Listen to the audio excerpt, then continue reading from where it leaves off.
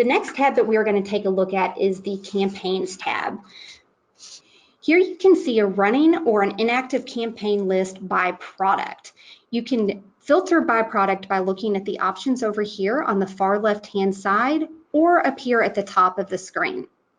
A few navigation tips: you can filter by type by selecting an item at the top of the page.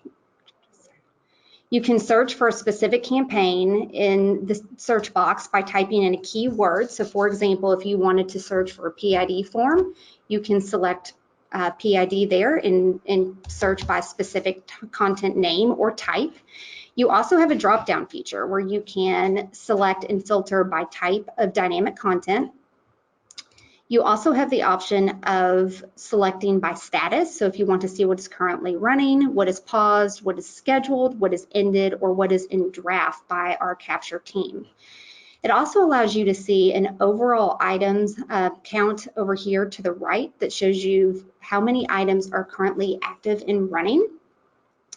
You also have an all-time view over here that you can look at, so you can filter by specific timeframes or dates.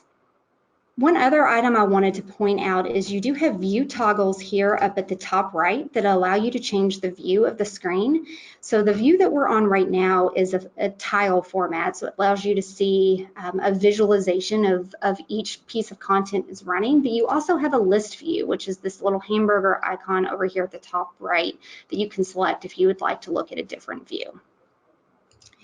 I want to show you an individual piece of content and what information could be gathered from individual widgets based on campaigns that are currently running. So as you can see here, you can see the type of content that is running. For example, this is a toaster for an open house. So you'll see the title and type here at the top. You'll be able to see a market segment, which is who the piece of content is being served to. When you hover over this item, it'll display a pop-up box so that you can see exactly who that market segment is being served to. You will also see flight dates. These will be the dates that this piece of content specifically will be running. If you hover over the visualization or the little icon of the toaster itself, when you hover over it, it gives you a sample of what it actually looks like and what prospective students will see when they are on your site. This little star up here to the left of the toaster, this is going to be your status key.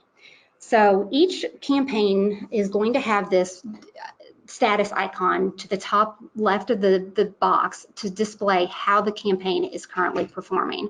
When you hover over the icon, the status key will show. The yellow star is going to be showing above the benchmark, above the standard benchmark. The green is going to be at the expected benchmark, and then the red is going to be below. So this is going to be an opportunity for you to work very closely with your capture team in something that the capture team will monitor to keep track to make sure that each campaign is performing at its most optimal level and tweak as needed.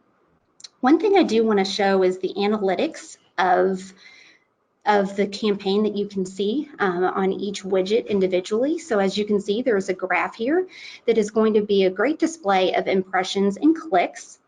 You will see unique impressions, which is the number of times a specific piece of content was served to a visitor.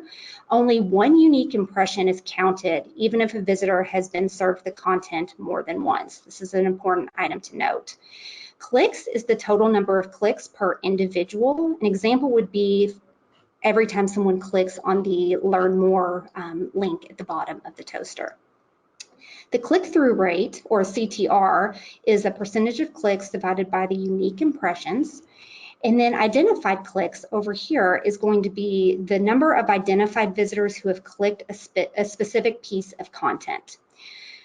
This over here, I wanted to call out, this is a progressive identification form. The analytics are slightly different for a progressive identification form, so I wanted to briefly run through those with you as well. So here you will see a difference. You'll see the total number of forms submitted. Form conversion rate is going to be unique impressions divided by total forms submitted. And then organic forms is going to be the number of forms submitted by new organic prospects. Another feature that I wanted to show you is if you were interested in seeing exactly what a prospective student will see when they visit your website and how it's going to look when a piece of content is served, there is a little eyeball icon here at the top of the widget that you can select. And by selecting it, it will open up your website so that you can see exactly what a prospective student sees when they are served that specific piece of content.